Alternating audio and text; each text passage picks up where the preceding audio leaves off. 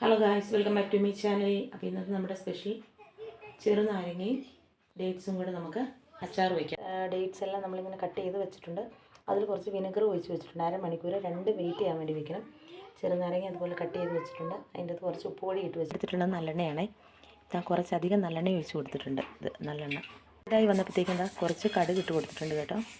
കടുകും പിന്നെ നമ്മുടെ ഉലുവയും കുറച്ചിട്ട് കൊടുക്കണേ. കടുക് പൊട്ടുന്ന കൂട്ടത്തിൽ ഉലുവ ഇട്ട് കൊടുക്കുക. അത് നല്ല അടിപൊളിയായിട്ട് പൊട്ടുന്നുണ്ട്. ചില ആളുകൾ ഇതിന് ഉലുവായ്ക്ക് ഒരു ഉലുവ പൊടിയാണ് ഇടുന്നത് കേട്ടോ. ഉലുവയൊക്കെ നല്ല തകൃതിയായിട്ട് പൊട്ടിയപ്പോഴത്തേക്കും എന്താ നമ്മൾ അരിഞ്ഞ് വെച്ചിട്ടുള്ള കുറച്ച് വെളുത്തുള്ളിയും ഇഞ്ചിയും രണ്ട് നീളത്തിലാണ് കേട്ടോ അരിഞ്ഞിട്ടുള്ളത്.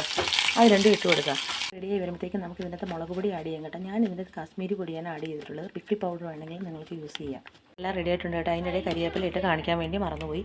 അപ്പോൾ നമ്മൾ കട്ട് ചെയ്ത് വെച്ചിട്ടുള്ള ലെമൺ നമ്മൾ ആഡ് ചെയ്ത് കൊടുത്തിട്ടുണ്ട് കേട്ടോ. അതാ ഇത് അതിൻ്റെ മണ്ടയിലേക്ക് നമ്മൾ ഈ അരപ്പെല്ലാം കൂടി ഇങ്ങനെ വെക്കണം കേട്ടോ. എന്നിട്ട് 2 മിനിറ്റ് നമുക്ക് അടച്ച് വെച്ച് ഇതിന് ചെറിയ ഫ്ലെയിമിലിട്ട് വേവിച്ചെടുക്കാവേ. ഇപ്പം കേട്ടോ വെള്ളം ഒട്ടും ചേർക്കേണ്ട. ചെറുനാരങ്ങയുടെ ഉപ്പും പുളിയും വെള്ളം എല്ലാം ഇറങ്ങിയിട്ടുണ്ട്.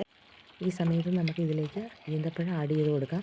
കുറച്ച് കായപ്പൊടി ആഡ് ചെയ്ത് കൊടുക്കാം കേട്ടോ. ഞാനിതിൽ കട്ടക്കായമാണ് ഇട്ടിട്ടുള്ളത്, അതുകൊണ്ടാണ് കാണിക്കാൻ പറ്റുന്നത്. വെള്ളം കുറവാണെങ്കിൽ അല്പം തിളപ്പിച്ചരച്ച വെള്ളം ഒഴിച്ച് കൊടുക്കാവേ. നമ്മുടെ അച്ചാറിൻ്റെ ഫൈനൽ ലുക്കാണിത്.